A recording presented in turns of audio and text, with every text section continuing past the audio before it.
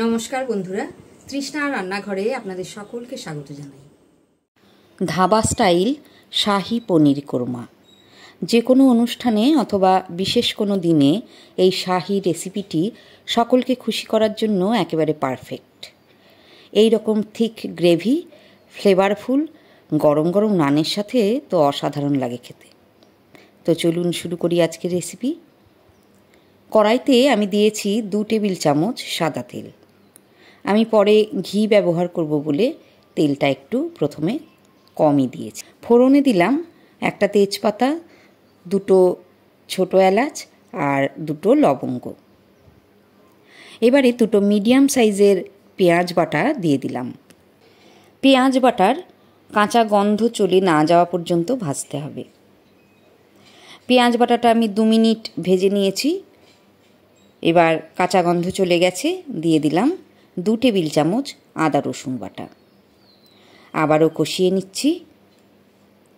আদা রসুন বাটার কাঁচা গন্ধ এবারে কিছুটা চলে গেছে, তো দিয়ে দিলাম বড় সাইজের 3টে টমেটো বাটা। এখন আঁচ কমিয়ে দিতে হবে, মাঝারি আঁচে টমেটো কষাতে হবে।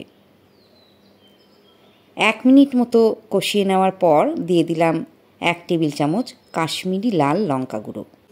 এখন 5 থেকে 6 মিনিট এই মশলাটা কষাতে হবে। প্রায় 6 মিনিট পর দেখুন মশলাটার কালারটাই চেঞ্জ হয়ে গেছে। এখন 1 টেবিল চামচ পোস্ত আর 6টা কাজু বাদাম আমি বেটে নিয়েছিলাম মিক্সিতে, সেটা এবারে দিয়ে দিচ্ছি। কাজু খুব তাড়াতাড়ি ভাজা হয়ে যায়, তো 30 সেকেন্ড মতো আমি এগুলো নাড়াচাড়া করে ভেজে নিলাম।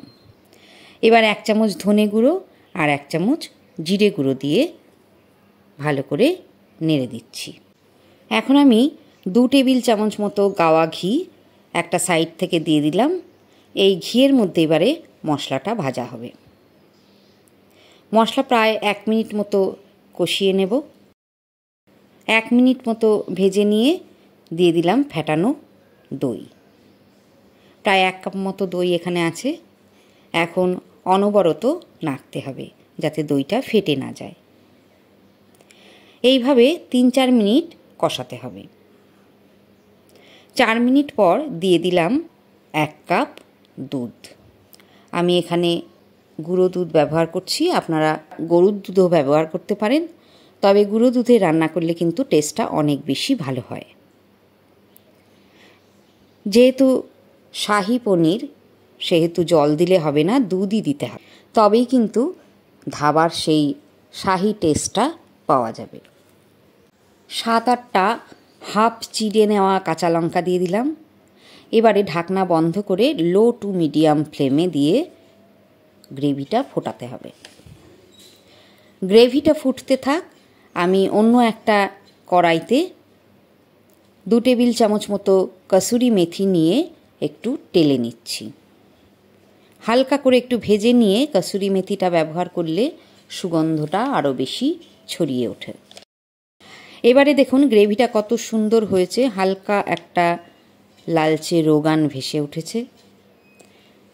কাশ্মীরি লাল লঙ্কা গুঁড়োর জন্যই এই সুন্দর কালারটা এসছে। আমি একবার ভালো করে নেড়ে দিলাম। এবারে পনির দিয়ে দেব। এখানে আছে 300 গ্রাম পনির, ছোট ছোট কিউব আকারে কেটে নিয়েছি।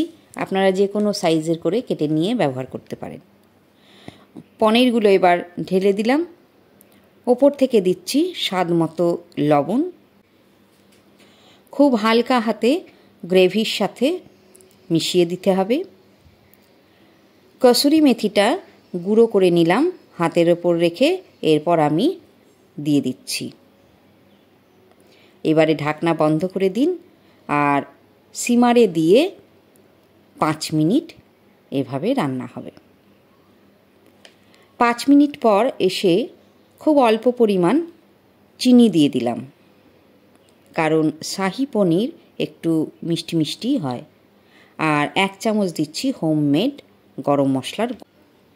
হালকা হাতে খুব ভালো করে গরম মশলাটা মিশিয়ে দিয়ে ওভেন বন্ধ করে দিতে হবে। আর 10 মিনিট ঢাকনা বন্ধ অবস্থায় স্ট্যান্ডিং টাইমে রেখে তারপর পরিবেশন করুন। শাহি পনির কোরমা। তো এইভাবে শাহি পনির একদিন বানিয়ে দেখুন, রেস্টুরেন্ট বা ধাবার থেকেও কিন্তু অনেক ভালো হবে। অসাধারণ স্বাদের এই রেসিপিটি আপনাদের কেমন লাগলো জানাতে কিন্তু ভুলবেন না। ইউটিউবের যারা নতুন বন্ধু এসেছেন তারা প্লিজ চ্যানেলটা সাবস্ক্রাইব করে নিন, আর ফেসবুক পেজে থাকলে প্লিজ চ্যানেলটা ফলো করে আমার পাশে থাকুন। এই রকম ভালো ভালো রেসিপি পেতে আমার সঙ্গে থাকুন। আজকের মতো এখানেই শেষ করছি। ভালো থাকবেন, সুস্থ থাকবেন।